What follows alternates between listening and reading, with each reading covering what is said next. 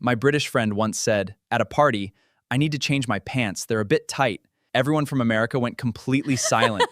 He had absolutely no idea why. Because in American English, pants means trousers. In British English, pants means underwear. Exactly. And today we are covering the words that mean something completely different Between British and American English. Hello everyone and welcome back to the channel. I'm Emma. And I'm Daniel. Let's get straight into it.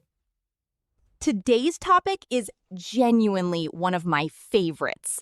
British versus American English, and the confusing, sometimes hilarious differences. This isn't just about accents. Some words mean something completely different, or even embarrassing, depending on which version you use. Let's dive straight into the most important ones. The first essential one, exactly from our story, pants. In American English, pants means trousers, the item covering your legs. In British English, pants means underwear specifically. The word for trousers in British English is simply trousers. So a British person saying, I need new pants at an American party means something very different than intended. Exactly the confusion in our opening story. The next essential word is chips. In British English, chips means thick-cut fried potatoes, what Americans call fries. In American English, chips means thin, crispy snacks from a bag, what the British call crisps. So ordering chips gets you completely different food depending on which country you're in. The next one is flat versus apartment. In British English, flat means an apartment. In American English, flat usually only refers to a flat tire. For example, a British person saying, I live in a flat, simply means they live in an apartment. Now, the word that causes the most awkward confusion of all, fanny. In American English, fanny is a casual, harmless word for buttocks. In British English, fanny refers to a woman's private parts and is considered quite vulgar and inappropriate in casual conversation. This exact word has caused genuinely embarrassing moments for American tourists innocently mentioning a fanny pack in the UK. 4 essential differences already: pants, chips, flat, and fanny. Already enough to avoid several genuinely awkward international moments.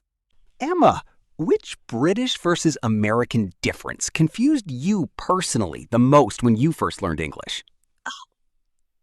Honestly, biscuit versus cookie confused me for a long time. In British English, biscuit means a cookie. In American English, a biscuit is a completely different, soft, bread-like item often eaten with gravy. Right, and in American English, cookie specifically means the sweet, crunchy, or chewy treat. So a British person asking for biscuits and gravy would create a very confusing image for an American listener.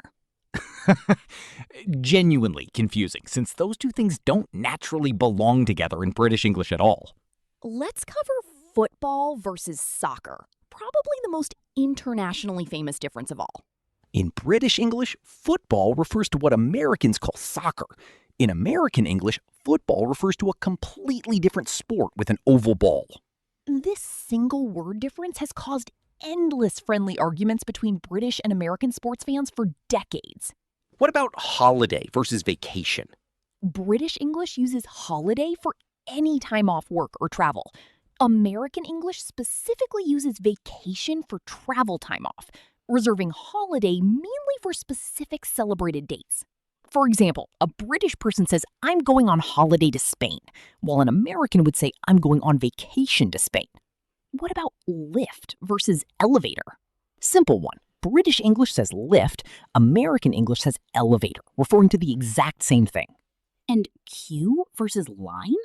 British English says queue, meaning a line of people waiting. American English simply says line. For example, please join the queue versus please get in line, meaning exactly the same instruction. What about spelling differences, since those confuse a lot of learners too, not just vocabulary?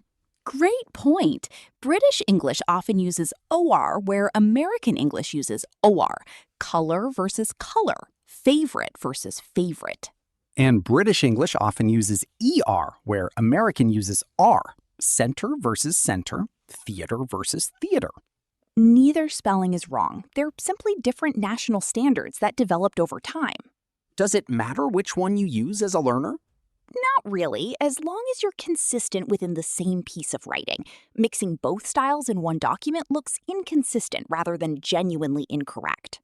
Very practical advice. Pick one style, British or American, and stay consistent throughout. Let's cover a useful grammar point too, since there are small differences here as well. British English often says, "I've just eaten," using present perfect. American English often says, "I just ate," using simple past for the exact same recent action.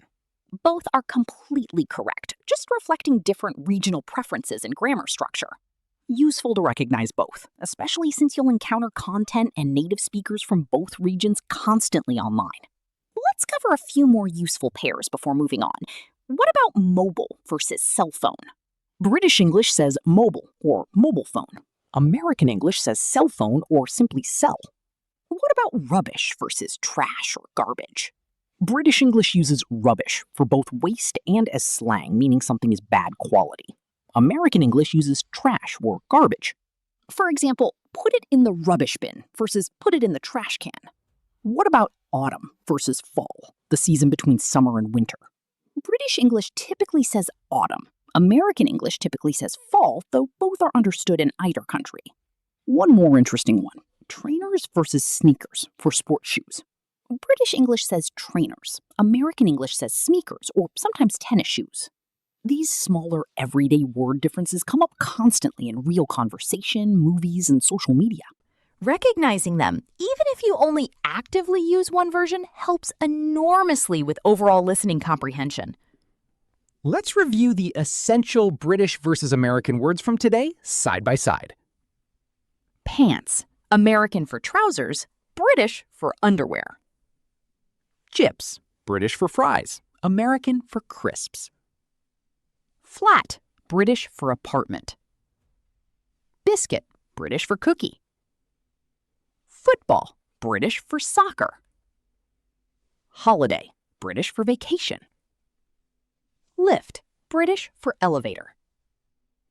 Queue, British for line.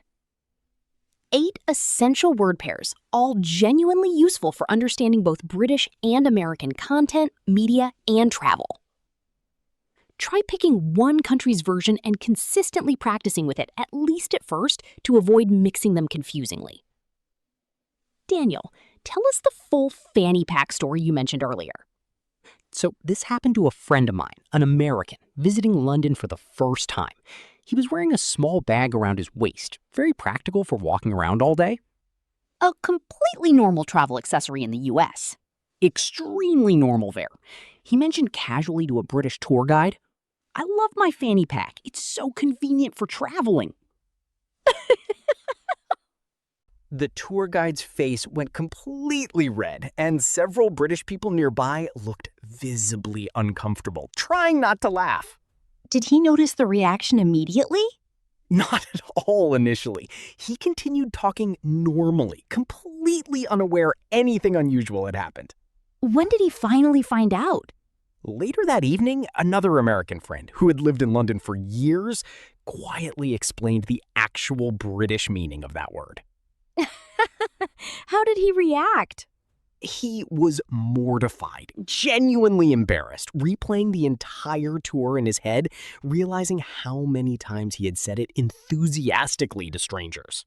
What's the lesson here for our listeners? Before traveling, it's genuinely worth learning a handful of these British versus American differences, especially the more embarrassing ones like this. A little preparation prevents a lot of unexpected red faces during your trip. Exactly. In America, call it a fanny pack all you like. In Britain, safely switch to bum bag instead. Genuinely useful, specific travel advice hidden inside a very funny story. Did he ever go back to that same tour group or guide afterward? He actually did, a few days later, purely to apologize properly once he understood what had happened. How did the tour guide react to the apology? She laughed it off completely and said she had actually heard that exact mistake from American tourists many times before. So it's genuinely a common, recurring mix-up between the two versions of English. Very common, apparently.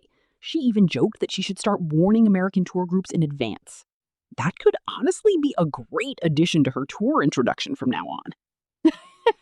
A very practical, very necessary warning for unsuspecting American travelers. Everyone, which British versus American difference confused you the most? Tell us in the comments. And are you more familiar with British English or American English? We're curious which one our listeners use most. We read every single comment, and honestly, these cultural mix-up stories are some of the most entertaining we receive. If this episode helped you, please like it and subscribe for a new episode every week. In our next episode, we're talking about asking for help at work when you're stuck, confused, or need someone to explain something again. Subscribe now so you do not miss episode 30. Take care, everyone, and be very careful with that word pants in London. Bye, everyone.